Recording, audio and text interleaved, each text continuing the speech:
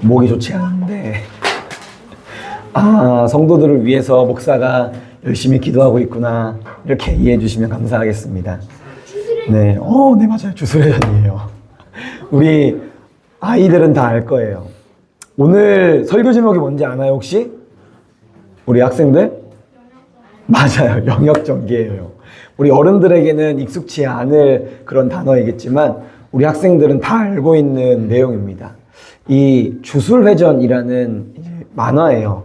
애니메이션인데 여기서 이야기하는 이 주술회전, 여기서 이야기하는 이 영역전개라는 게 있는데 어떻게 이제 이 기술이 표현이 되냐면 저기 오른쪽 위에 보시면, 왼쪽 위에 보시면은 화산 같은 게 막 불 같은 게 올라와요.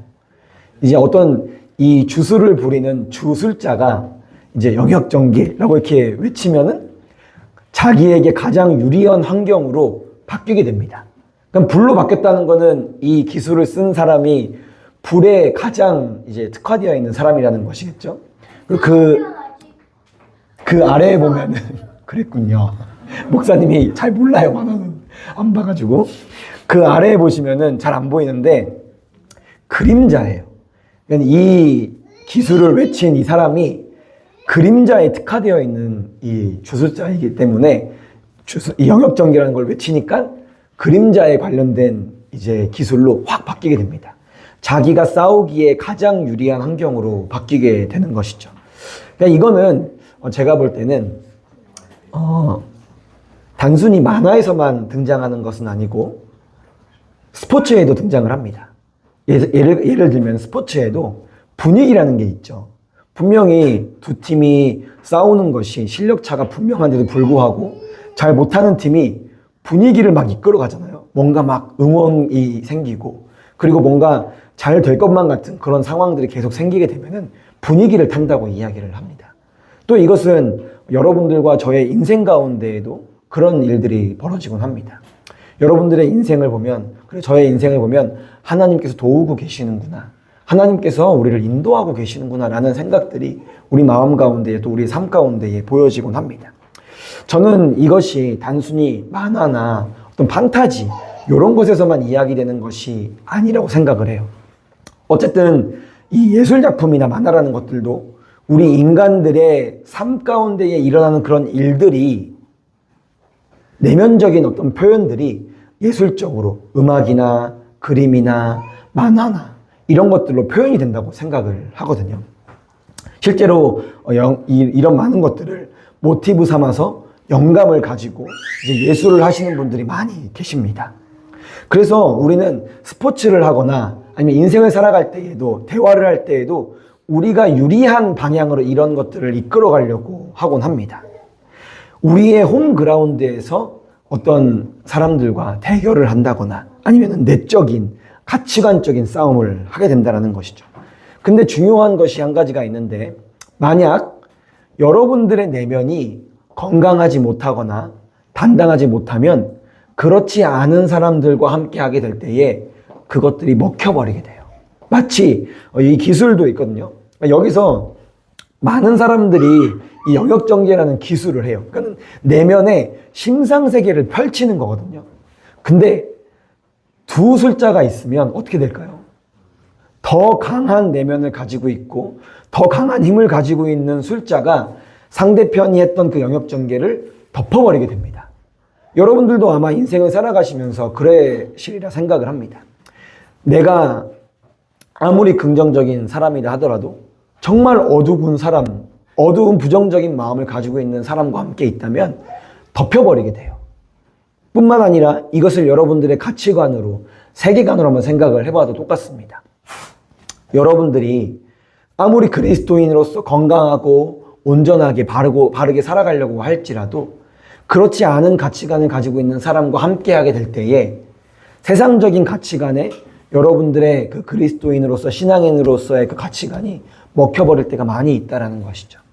그래서 우리가 해야 되는 일이 무엇이냐면 과연 내가 가지고 있는 가치관, 내가 그리스도인으로 가지고 있는 이 가치관이 있는가 없는가, 일단 이것을 판별할 줄 알아야 합니다. 과연 여러분들의 마음 가운데에는 이 그리스도인의 기독교적인 개신교적인 가치관이 있으십니까? 아니면 없으십니까? 아마 우리 여기 학생부 아이들도 있지만 학생부 아이들에게는 아직 없을 수 있어요. 그래서 우리 부모들이 해야 되는 일들이 무엇이냐면 이 기독교적인 그리스도인적인 가치관을 심어줄 수 있어야 합니다. 교육이 필요하다는 것이죠. 근데 만약 다른 경우도 있어요. 어떤 경우냐면 가치관이 옳으냐 그르냐입니다. 이것은 없고 있고의 문제보다 더 심각한 문제입니다. 그리스도인으로서 가치관은 가지고 있는데 옳지 못한 성경적이지 못한 가치관을 가지고 있을 때가 더 큰 문제가 생깁니다. 왜냐하면 이미 내 안에 있는 잘못된 가치관을 지우고 다시 성경적인 가치관을 세워야 하기 때문입니다. 그래서 여러분들이 정말 이 중요한 가치관, 여러분들 안에 올바른 신앙적인 그리스도인적인 가치관이 있느냐 없느냐 이것을 그리고 옳으냐 그르냐를 분명하게 판단할 수 있어야 한다는 것이죠. 제가 말씀을 드렸지만 여러분들 안에 이 기준이 분명해야 합니다. 기준. 우리의 기준이 뭐죠? 뭘까요? 여러분들이 많은 목사님들에게 들었던 그런 설교들일까요? 내가 나름대로 그 설교들을 해석한 내 인생과 접목한 그것이 여러분들이 가지고 있어야 할 올바른 가치관일까요? 절대 그렇지 않습니다. 우리는 성경적인 가치관으로 하나가 될 수 있어야 합니다. 우리가 가지고 있는 생각과 우리가 가지고 있는 가치관들은 때때로 여러분들이 세상에 살고 있기 때문에 여러분들의 지난 과거들이 있기 때문에 마치 여기저기 파편적으로 흩어져 있는 가치관이에요. 절대로 수평선에서 이 가치관이 성경적인 가치관에서 이쪽으로 저쪽으로 그래서 잘못된 가치관에서 옳은 가치관으로 가는 방향이 아니라는 것을 알아야 합니다. 우리가 가지고 있는 가치관은 일직선이 아니라 여기저기 퍼져 있는 파편이라고 생각을 하셔야 되고 그리고 그 파편들이 성경적으로 모여야 합니다. 이것은 교회 공동체가 가지고 있어야 하는 생각이기도 하고 이것은 부부 간에도 가지고 있어야 하는 생각이기도 하고 이것은 여러분들이 속해 있는 모든 공동체가 가지고 있어야 하는 아주 중요한 이치이고 가치관입니다. 그래서 나는 올바른 가치관을 가지고 있는데 저 사람이 잘못된 가치관을 가지고 있어서 나에게 맞춰와야 돼 라는 생각을 해서는 안 되고 나도 잘못됐고 저 사람도 올바르지 못하기 때문에 우리는 성경이라는 가치관으로 모여야 해 라고 생각을 할 수 있어야 합니다. 우리는 일상 가운데에서 작고 큰 일들을 경험하게 됩니다. 그리고 그 생각들이 하나씩 그 경험들이 하나씩 쌓여서 여러분들의 신앙을 만들어가는 겁니다.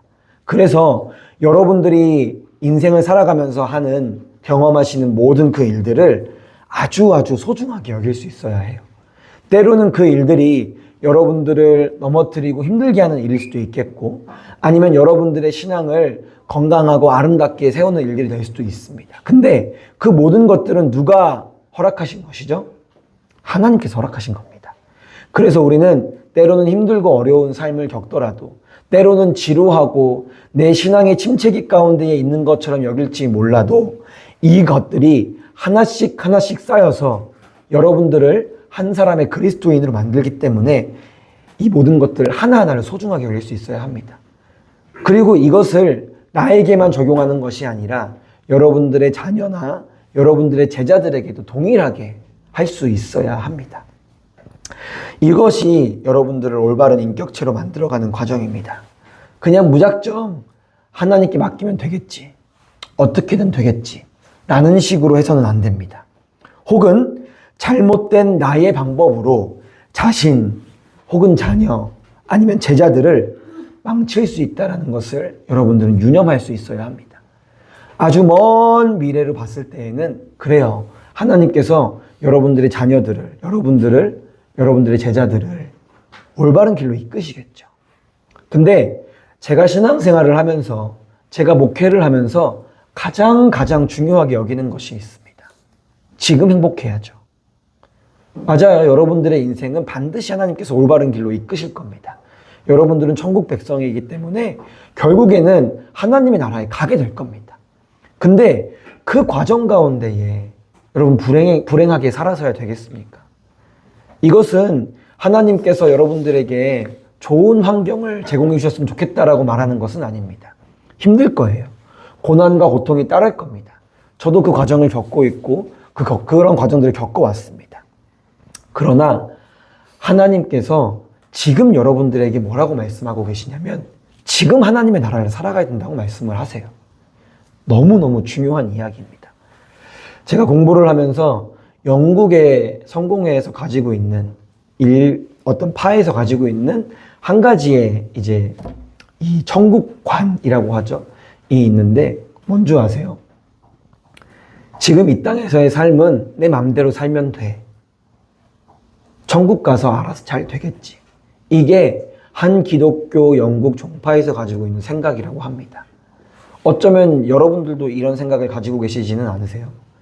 모든 것들을 하나님께 맡겨드린다 라는 좋은 말로 포장해서 내 신앙생활을, 내 자녀의 신앙생활을 방치하고 있는 것은 아닌가 라고 생각을 해보아야 합니다. 저는 절대로 품는 교회가 율법적인 교회가 되지 않았으면 좋겠습니다. 여러분 잘 알고 계시죠?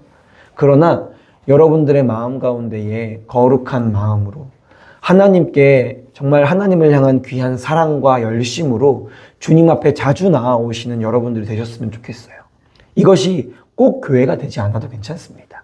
그러나 여러분, 제가 교회에 나와야 한다고 말씀을 드리는 근거는 무엇이냐면 집에서 안 하시잖아요. 그쵸? 저도 잘 안 하는데. 근데 잘 하시는 분들도 계실 거예요. 저랑 좀 다른 성향에 있는 분들은. 근데 일단 교회에 나와보면 마음이 달라져요. 하나님께서 이곳 가운데 함께 하시기 때문입니다. 이 건물이 거룩하기 때문이 아니라, 이 장소가 교회이기 때문이 아니라 우리 마음 가운데, 내면 가운데에 있는 한 가지 마음 때문에 그래요. 아, 그래. 내가 이 공간은 내가 예배하는 곳이지. 그런 마음이 있기 때문에 여러분들이 이곳에 오면 거룩한 마음을 가질 수밖에 없는 겁니다. 그래서 여러분들이 언제든지 좋습니다. 새벽이든 낮이든 밤이든 특별히 있는 금요기도회든 아니면 아무도 오지 않는 토요일이든 상관없습니다. 언제든지 오셔서 함께 기도하고 여러분들의 마음을 드릴 수 있는 시간이 되었으면 좋겠습니다. 때로는 산책하는 마음으로, 때로는 주님께 통회하는 마음으로 나아오셔도 좋습니다. 어쨌든 어떻게든 되겠지, 이번 한 번쯤이야 라는 생각으로 여러분들의 인생 가운데에 있는 경험들을 방치시켜서는 안 된다는 겁니다. 가장 위험하고 가장 무서운 생각입니다. 본문에 등장하는 도마가 있죠. 이 도마라는 사람은 어떤 사람일까요? 성경에 보면 도마가 어떤 사람인지에 대해서 우리가 알 수가 있습니다. 도마는 이렇게 이야기를 합니다. 요한복음 11장에서 예수님께서 함께 하자고 말씀하셨을 때 요한복음 11장 16절에서 이렇게 이야기를 합니다. 우리도 주와 함께 죽으러 가자 라고 이렇게 이야기합니다. 그리고 또 요한복음 14장에서 이렇게도 이야기를 합니다. 주여 어디로 가시는지 우리가 알지 못합니다 라고 이렇게 이야기를 합니다. 이 이야기들은 어떤 이야기들이냐면 말이죠, 자포자기하는 심정으로 한 이야기가 아닙니다. 막무가내로 예를 들면 베드로와 같은 마음으로 한 고백들이 아니에요. 이 도마라는 사람은 아주 경험에 빗대어서 살아가는 신앙생활을 하는 사람입니다. 그래서 도마는 감정적인 사람이기보다는 아주 이성적인 사람입니다. 자기 눈으로 정확한 근거를 보지 못하면 행동하지 않는 사람이라는 것이죠. 그런데 예수님께서 십자가에 달려 돌아가시자 도마의 세계관이 무너집니다. 왜냐하면 도마는 눈으로 보아야, 경험해봐야 알고 있는, 믿는 사람이기 때문이었죠. 도마라는 사람의 그 영역이, 내면이 산산조각 나버립니다. 그 이성적인 사람이 예수님의 수많은 기적과 이적들을 눈으로 봤던 거예요. 자기 눈으로 봤던 일들이 자기의 경험이 되고 신앙이 되어서 예수님과 함께 죽으러 가자, 주님께서 어디든 가든지 내가 따라가겠다라는 고백을 했던 사람이었다는 거죠. 그만큼 이성적이고 경험적이었던 사람입니다. 그러니까 확신이 있었겠죠. 예수님께서 수많은 이적과 기적들을 직접 눈으로 보여주셨기 때문일 겁니다. 3년이라는 시간 동안 동거동락하면서 경험을 했습니다. 그런데 예수님께서 십자가에 죽으신 거예요. 자기의 인생과 세계가 다 부정당하는 것 같은 그런 상황이었을 겁니다. 분명히 예수님께서 함께 하시는 동안 내가 부활할 거야 라고 말씀은 하셨지만 십자가 사건을 통해서 도마의 인생 자체가 다 부정당하고 다 버림받게 됩니다. 분명 이유와 근거를 통해서 주님을 위해 죽겠다라고 고백했던 사람입니다. 알면 안다, 모르면 모른다라고 분명하게 말할 수 있는 맹목적이지 않은 신앙을 가지고 있었던 사람입니다. 이후 제자들은 도마에게 이렇게 이야기를 해요. 우리가 주를 보았다라고 이야기를 합니다. 부활하신 주님을 내가 봤다라고 이야기를 합니다. 근데 도마가 믿었나요? 아니죠. 도마의 성격상 내 눈으로 봐야지 내가 이것을 믿을 수 있다고 이야기를 하는 겁니다. 왜냐하면 도마에게서의 예수님을 향한 마지막 경험은 무엇이었냐 하면 십자가에서 죽으신 거예요. 그러니까 예수님의 죽음으로 끝나버리니까 자기의 신앙생활은 거기에 멈춰질 수밖에 없는 겁니다. 믿는 것도 자신의 경험한 모든 것들도 이유와 증거가 필요했기 때문입니다. 그래서 내가 믿지 않겠노라라고 도마가 이야기를 하는 겁니다. 우리 요한복음 20장 25절을 한번 다 같이 읽어봤으면 좋겠는데요. 함께 읽어보겠습니다. 시작! 내가 그의 손에 못자국을 보며, 여러분 성경 있으시죠? 네. 이거 없어도 성경 보시면 됩니다. 다시 읽겠습니다. 시작!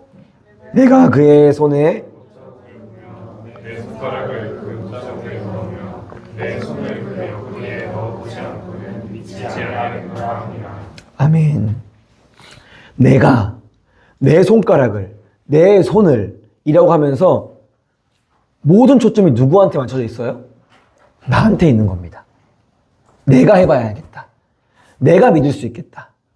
내 손을 넣어봐야 알겠고 내 눈으로 봐야 알겠다 라고 이렇게 도마가 이야기를 하는 겁니다. 나의 경험, 자신만의 영역, 자신만의 세계에 갇혀버린 사람이 하는 고백이라는 것이죠. 예수님과 3년을 함께 했음에도 불구하고 수많은 이적과 기적을 봤음에도 불구하고 예수님의 부활을 인정하지 못하는 겁니다. 내 기준에서는 아니라고 말하는 것이죠. 그런데 예수님께서 뭐라고 말씀하시는 줄 아세요? 너무너무 감사한 이야기를 하십니다.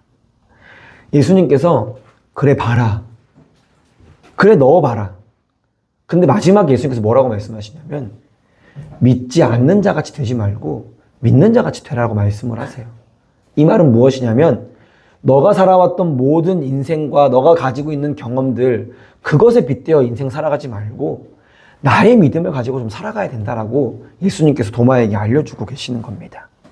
오랫동안 해왔던 신앙의 경험이 과거에 들었던 잘못된 신학적인 지식이 내 나름대로 해석했던 그런 신학적인 것들이 내가 내 인생 가운데에 해왔던 임상 테스트의 그 빅데이터들을 가지고 신앙생활 하지 말고 나의 예측과 나의 예상으로 신앙생활을 하지 말고 거기에 갇혀있지 말고 믿음으로 신앙생활을 할 수 있어야 한다라고 말씀을 하고 계시는 겁니다.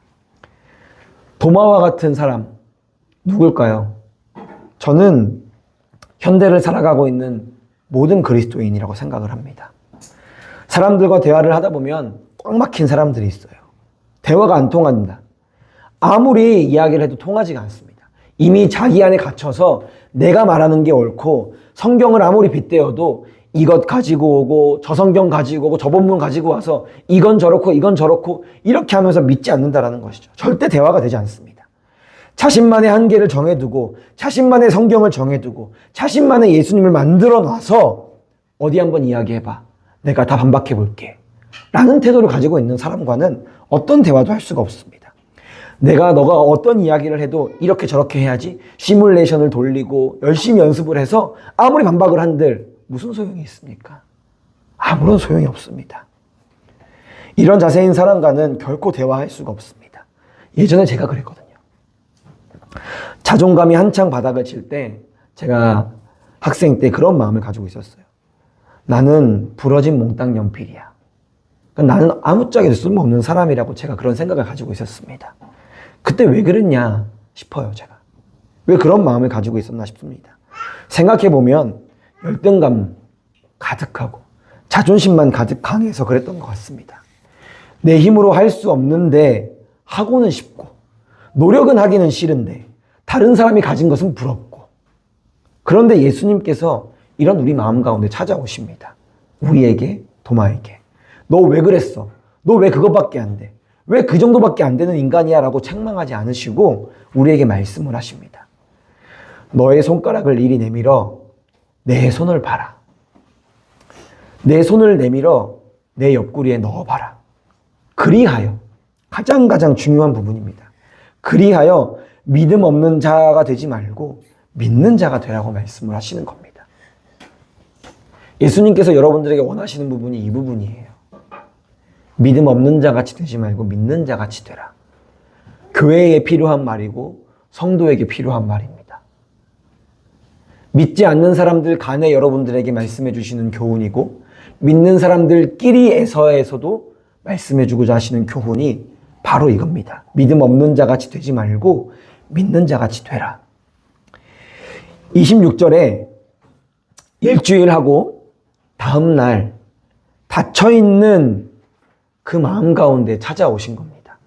제가 이 부활주일이 지나고 7일 뒤, 여기서는 8일 뒤지만 여러분들한테 이 본문을 연구해서 말씀을 드리는 부분은 이 부분입니다. 여러분 부활을 보셨죠? 부활의 소망을 가지고 계셨죠? 근데 여전히 우리는 믿음 없는 자처럼 살아가고 있지는 않습니까? 주님께서 손을 봐라, 넣어봐라. 그 이유가 무엇일까요? 믿음 없는 자처럼 되지 말라는 겁니다. 예수님께서는 항상 이러한 일관적인 패턴을 가지고 일을 하십니다. 마태와 삭개오처럼 돈이라는 자리에 죄인처럼 있는 그 자리에 있는 자들을 그곳에서 부르십니다. 도마처럼 의심 많고 경험 많이 필요한 사람들, 자신의 경험에 갇혀있는 사람들에게 지금 말씀하고 계시는 겁니다. 불 앞에서 배신했던 베드로에게 다시 한번 그 갈릴리 불 앞에서 다시 한번 주님께서 너가 나를 사랑하냐? 라고 물어보십니다. 병에 걸린 사람들에게 그냥 무작정 예수님 믿어야지 라고 말씀하지 않으시고 병 걸린 자들의 그 병 안에서 함께 말씀해 주시고 마셔도 목마른 그 사마리아 여인 가운데에도 이 말씀을 하십니다. 너에게 영원히 목마르지 않는 그 물을 너에게 주겠다라고 말씀을 하십니다. 우리는 기억해 보아야 합니다. 내가 딛고 일어나야 할 그 죄의 자리, 그것이 무엇인지 우리의 속도에 맞게 우리가 이해하기에 가장 충분하게, 가장 적절하게 움직이시는 분이 예수님이십니다. 선하신 하나님께 여러분들의 마음을 드릴 수 있어야 합니다.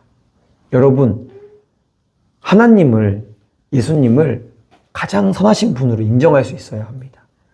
나에게 가장 맞게 일하시는 분이 주님이시구나.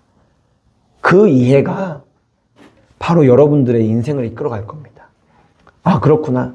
내가 지금 이렇게 힘들고 어려운 시기를 겪더라도 주님 선하신 분이지.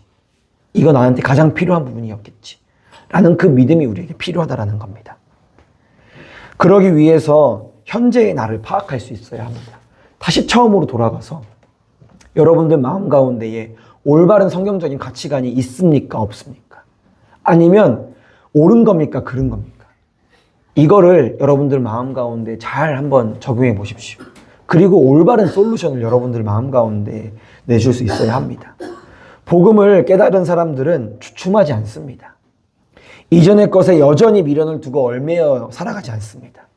28절, 바로 도마가 이 고백과 이것을 경험한 다음에 주님께서 믿음 없는 자가 되지 말고 믿음 있는 자가 되라고 말씀하신 다음에 도마가 이렇게 고백을 합니다. 나의 주님, 나의 하나님. 이것은 단순히 도마가 감탄하고 순간적인 기쁨을 표현하는 것이 아닙니다. 도마의 심상세계, 도마의 마음 자체가 아예 개편돼 버리는 겁니다. 이것은 복음을 깨달은 사람이 할 수 있는 일입니다. 보고 만져야 믿겠다라는 그 법칙에서 벗어나서 자신의 생각과 방식에 갇혀있던 그 도마가 예수님이 이 모든 생각과 삶의 주인이시다라고 고백할 수 있는 것, 그게 바로 도마입니다. 닫혀있던 세계가 더 강한 주님의 세계 때문에 다 덮여서 더 이상은 보이지 않는 것, 그게 바로 믿는 사람이라는 겁니다. 여러분, 이 일이 여러분의 삶에 반드시 일어나야 합니다. 신비한 환상과 기적 막 이런 것들이 일어나는 것이 아닙니다. 방언하고 감정적으로 막 기쁘고 눈물도 나고 이런 것이 하나님을 경험하는 것이 아니에요. 겨우 이런 것을 성령의 체험이라고 말해서는 안 됩니다. 하나님께서는 단순히 눈물 한번 찔끔 흘리고 한번 기쁘고 그런 것을 만드시는 분이 아닙니다. 우리의 세계 자체를 바꾸어 버리시는 분이 바로 우리 하나님이시라는 것을 여러분들 신뢰할 수 있어야 해요. 그것이 복음의 능력이라는 것이라고 여러분들 마음 가운데 알고 있어야 합니다. 여러분, 이런 말이 있습니다. 몽당 연필일지라도 누가 지느냐에 따라 달라진다. 아인슈타인이 쥐면 위대한 이론을 쓰는 몽땅 연필이 되는 거고 어린아이에게 쥐어지면 한낱 낙서로 끝나버린다라고 말을 합니다. 여러분 어떻습니까? 불완전하고 자존감도 낮고 자존심만 센 그런 여러분 스스로에게 그 연필을 맡기시겠습니까? 아니면 신실하고 거룩하신 완전하신 하나님께 그 연필을 맡기시겠습니까? 여러분, 성경적으로 여러분들의 인생을 맞추고 드리지 못한다면 절대로 다음 스텝으로 나아갈 수가 없습니다.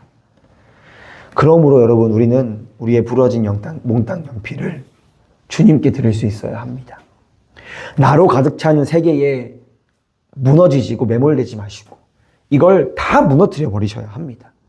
하나님께서 새로운 세상을 여러분들 안에 창조하실 수 있도록 우리가 해야 될 일들은 헌 집을 허무는 일을 해야 하는 겁니다. 번쩍번쩍 황금으로 가득 채워진 우리의 심상세계, 책과 이론과 경험과 권면과 교훈이 가득한 내 심상세계, 미움과 시기와 질투로 사람들의 얼굴이 여기저기 덕지덕지 붙어져 있는 그런 심상세계, 몽환적이고 쾌락적이고 음란한 그런 심상세계를 다 무너뜨려야 주님께서 복음으로 다시 한번 하나님의 나라를 여러분들의 마음 가운데 세울 수 있는 겁니다. 그래서 교회 안에 복음으로 가득 채울 수 있어야 합니다. 여러분, 교회는 저는 그런 말 정말 싫어합니다. 병든 자들의 모임이다. 절대로 그렇지 않습니다. 교회는 복음으로 가득 채워진 자들의 모임이어야 합니다. 그래야 상처받은 사람이 이 장소 가운데 왔을 때에 치유가 되고 변화가 될 수 있는 겁니다. 그냥 우리가 안이하게 그래 원래 우리 죄인이니까 원래 우린 병든 존재들이니까 이라고 말을 하면서 다른 사람들을 상처 주고 핥히고 무너뜨리는 게 교회가 되어서는 안 된다라는 겁니다. 교회라는 곳은 서로를 치유해주고 복음으로 제시하고 예수님으로 함께 다시 한번 일어서 보자라고 말하는 곳이 교회여야 한다라는 겁니다. 복음을 이야기하려면 예수님의 중심을 이야기할 수 있어야 합니다. 우리는 복음이 어떻게 꽃 피어졌나 이 이치를 잘 알고 있어야 합니다. 복음이 어떻게 꽃 피어졌죠? 예수님의 죽으심으로 복음이 꽃 피어진 겁니다. 그리고 부활의 첫 열매가 되셔서 우리가 그 부활 주일마다 부활의 소망을 가질 수 있는 거예요. 여러분, 이건 무슨 말이냐면 내가 죽어야 하는 겁니다.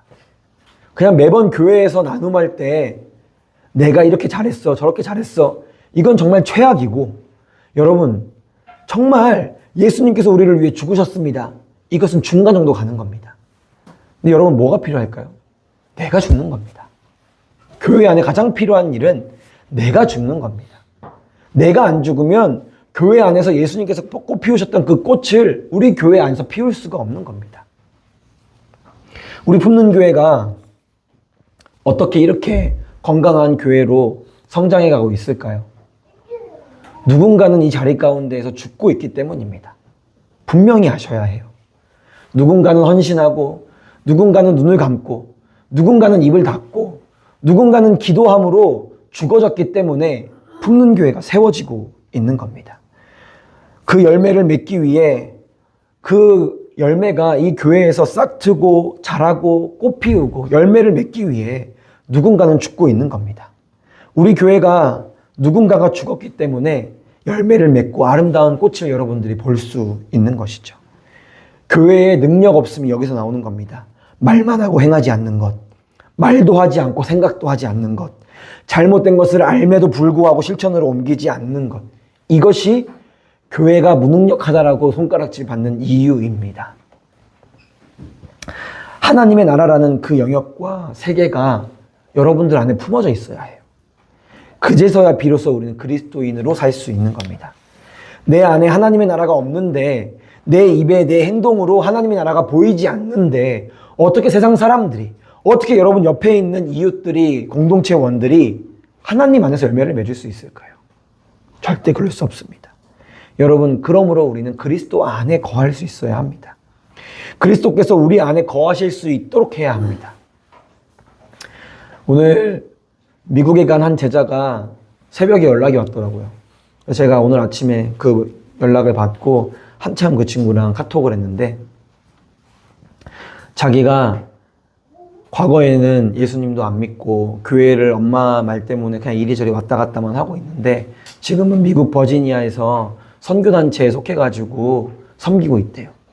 그러다가 제가 갑자기 생각났대요. 목사님, 한 8년 될까요? 7, 8년 전 목사님께서 저를 위해 죽고 헌신하셨던 게 생각이 나서, 갑자기 생각이 나서 연락을 드려요 하고 그 친구가 저한테 아침에 카톡을 했더라고요. 때마침 제가 이 말씀을 보고 있어서, 그래, 우리 그리스도 안에서 함께 올바른 그리스도인으로 살아가보자 하면서 이런저런 이야기를 나눴습니다. 사랑하는 여러분, 저는 풍년교회 공동체가 그랬으면 좋겠습니다. 여러분들이 죽고 썩어질 때 누군가는 꽃 피우고 있다는 것을 알고 계셨으면 좋겠습니다. 왜 나여야 해? 왜 내가 그렇게 해야 해? 라고 말하지 마십시오. 그거는 복음을 모르는 거예요. 여러분도 이 자리 가운데 왜 앉아 계십니까? 예수님께서 여러분들을 위해 죽으셨기 때문이 아닙니까? 우리가 그 사랑으로 교회를 세웠고, 그 사랑으로 여러분들이 신앙을 이렇게 세워갔다면 내가 죽는 것을 당연하게 여길 수 있는 자가 될 수 있어야 합니다. 그래서 바울이 이야기하는 것이 아닙니까? 나의 죽음도 유익하다 라고 바울이 이야기를 하는 겁니다. 여러분, 저는 여러분이 이 교회 안에서 그런 건강한 교인들이 되었으면 좋겠습니다. 누군지 자신 있게 이 교회로 초청할 수 있는 그런 교회가 되었으면 좋겠습니다. 1년이 넘게 그토록 지나치게 여러분들에게 복음을 막 이야기했더니 여러분들 안에서 어떤 고백이 나오냐면, 목사님이 1년 반 동안 그렇게 복음 하니까 이제서야 복음이 조금 뭔지 알겠습니다 라고 여러분 말씀하시더라고요. 여러분, 걸어 잠긴 여러분들의 그 문 가운데에 문을 활짝 여시기 바랍니다. 딱딱하고 굳어버린 마음 가운데에 예수 그리스도의 복음으로 물을 뿌리십시오. 너무 단단히 굳어져서 그 곡괭이가 하나도 들어갈 수 없는 여러분들의 마음 가운데에 예수님의 복음으로 다 뒤집어서 전복시켜 버리셔야 합니다. 복음으로 여러분들의 인생을 재창조하셔야 하고, 복음으로 여러분들의 인생을 다시 한번 만들어갈 수 있어야 합니다. 그래야 하나님 나라의 영역이 우리 안에 펼쳐질 수 있는 겁니다. 어떤 누구와 대화하고 어떤 누구와 함께 하더라도 여러분들 내면에 하나님의 나라가 가득해서 그 사람이 하나님의 나라를 경험할 수 있도록 하는 것, 그게 바로 실력 있는 신앙인의 삶입니다. 그 세계로 내 옆에 있는 그 모든 사람들을 여러분들의 하나님의 나라로 초대할 수 있는 우리 모두가 되었으면 좋겠습니다. 함께 기도하겠습니다. 사랑하는